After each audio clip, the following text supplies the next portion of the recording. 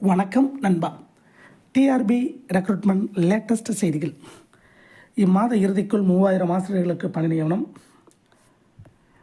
தமிழகத்தில் அரசு பள்ளிகளில் தனியார் பள்ளிகளுக்கு இணையான கல்வித்தரத்தை வழங்க தமிழக அரசு பல்வேறு முயற்சிகளை மேற்கொண்டு வருகிறது.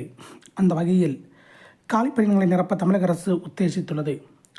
அரசு பள்ளிகளில் காலிப்பணியிடங்கள் இருப்பதால் மாணவர்களின் கல்வித்திறன் பாதிக்கப்படும் என கூறப்படுகிறது.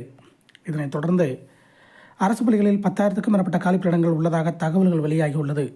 அதில் 5,786 இடைநிலை ஆசிரியர் பணியிடங்கள், 2,000 முதுநிலை பட்டதாரி ஆசிரியர் பணியிடங்கள் மற்றும் 2,600க்கும் மேற்பட்ட பட்டதாரி ஆசிரியர் பணியிடங்கள் உள்ளன.